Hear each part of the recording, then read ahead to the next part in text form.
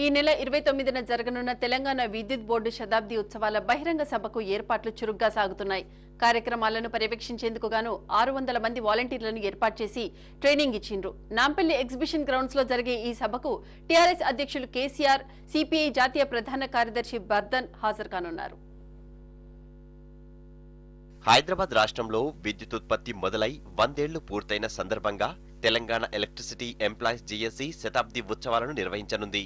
ఇందుకోసం ఈ నెల 29న నాంపల్లి ఎగ్జిబిషన్ గ్రౌండ్ లో భారీ బహిరంగ సభకు ఏర్పాట్లు చేస్తున్నది. విద్యుత్ రంగంలో తెలంగాణకు జరుగుతున్న అన్యాయాలను జనానికి వివరించేందుకు విద్యుత్ ఉద్యోగుల జీఎస్సీ నడుం కట్టింది. తెలంగాణ బిడ్డలను చైతన్యపరిచి ప్రత్యేక రాష్ట్ర సాధనలో వారిని మరింత ఉత్తేజితపరచడంలో ఈ సభ కీలక పాత్ర పోషిస్తుందని విద్యుత్ జేఏసీ నేత రఘు చెప్పిండ్రు. ఈ బహిరంగ సభకు టీఆర్ఎస్ నేత కేసీఆర్, సిపిఐ జాతీయ కార్యదర్శి ఏబీ బర్దన్ హాజరు కానున్నట్లు తెలిపిండ్రు. నిజంగా చెప్పాలంటే ఇది ఒక చారిత్రక ఘట్టం అని చెప్పుకోవచ్చు. తెలంగాణ రాష్ట్ర సాధనలో విద్యుత్ ఉద్యోగులందరూ కలిసికట్టుగా ముందుకొచ్చి 29th నాడు తెలంగాణ సమాజానికే కాదు ఢిల్లీకి కూడా సంకేతాలు పంపించబోతుంది.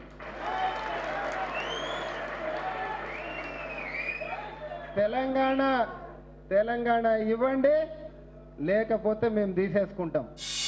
తెలంగాణ విద్యుత్ ఉద్యోగుల జేఏసీ నిర్వహించనున్న శతాబ్ది ఉత్సవాలకు రాజకీయ జేఏసీ, టీఆర్ఎస్ పూర్తి మద్దతు తెలిపినాయి.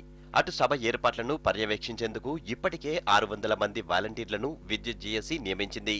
సభకు వచ్చిన వారందరికీ అన్ని రకాల సౌకర్యాలు కల్పించే బాధ్యతను వాలంటీర్స్ కు అప్పగించింది.